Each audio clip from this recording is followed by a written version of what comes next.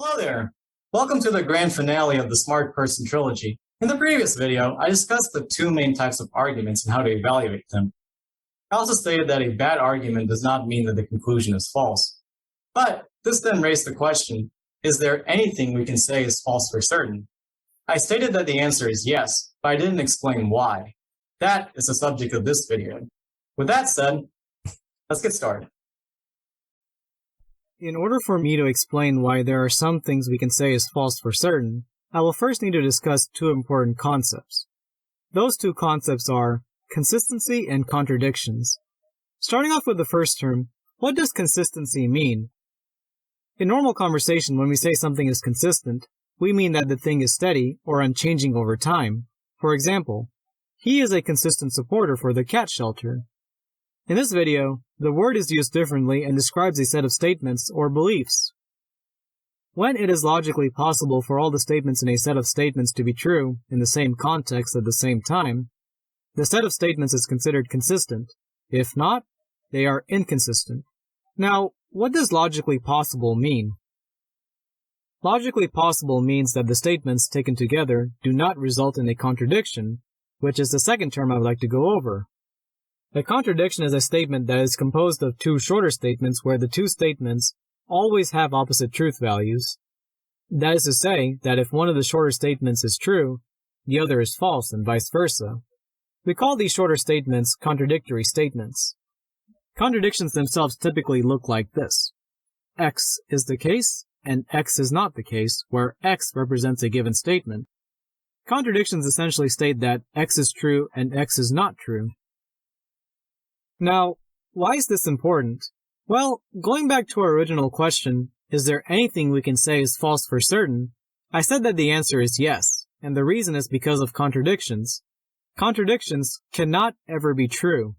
For example, John is at the movies and John is not at the movies.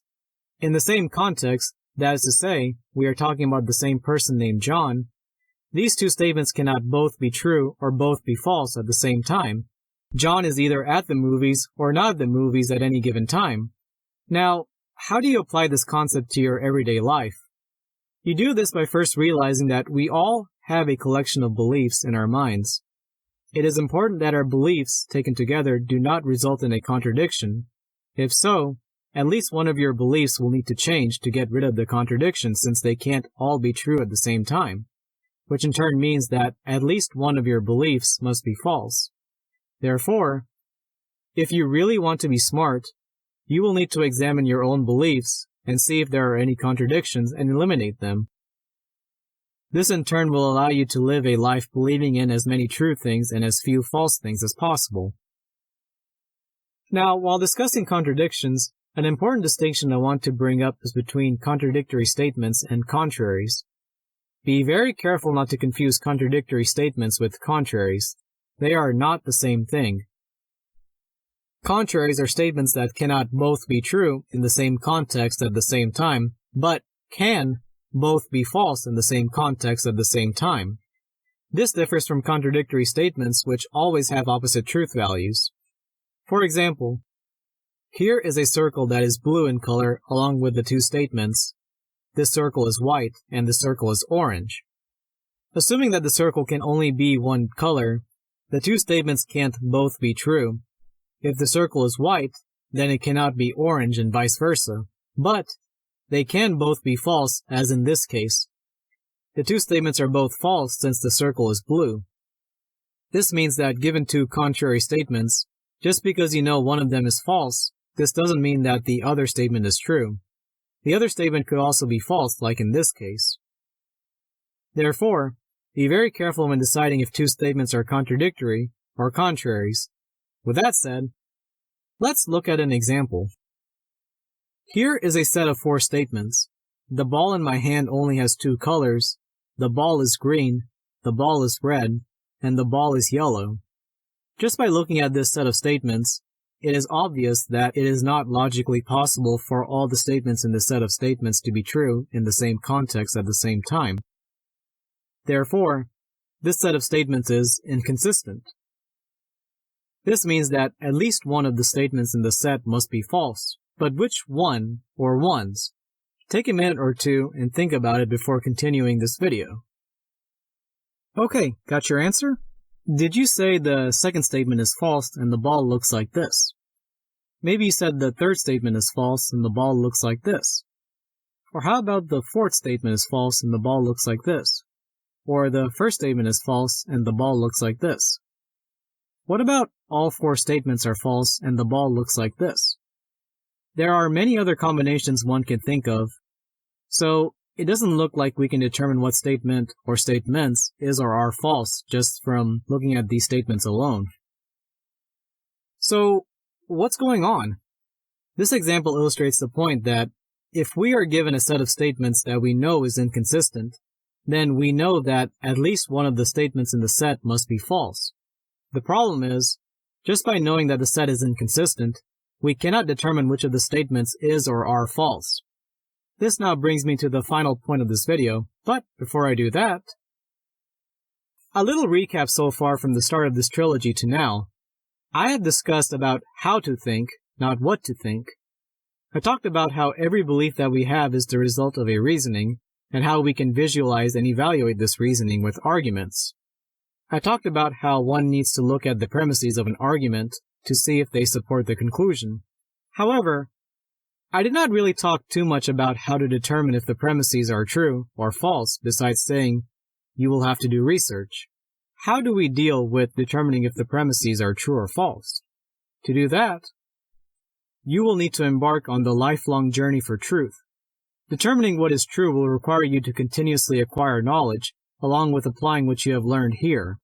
Thankfully, there are many amazing resources available at our fingertips.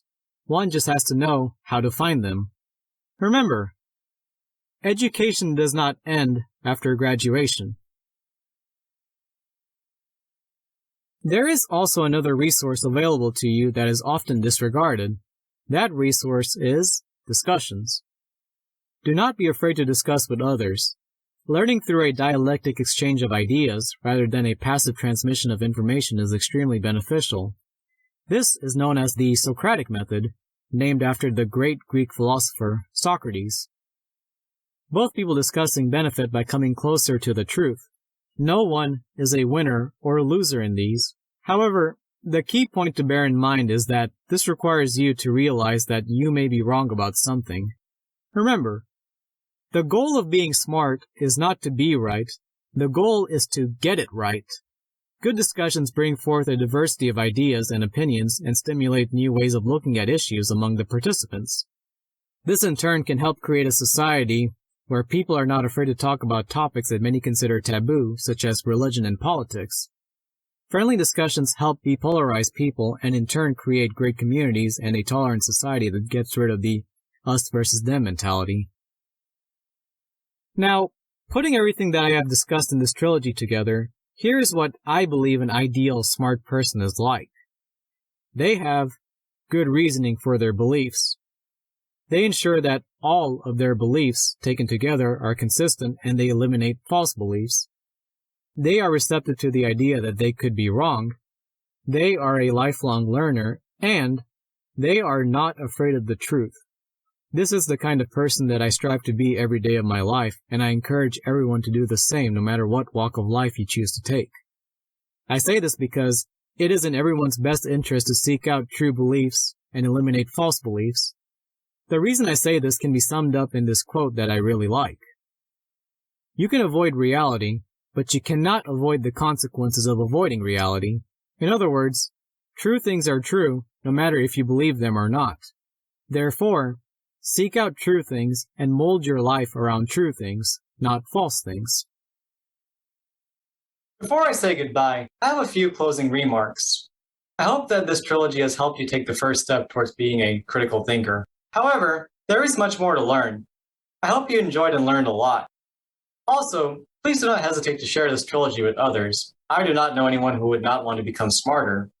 With that said, take care and think critically.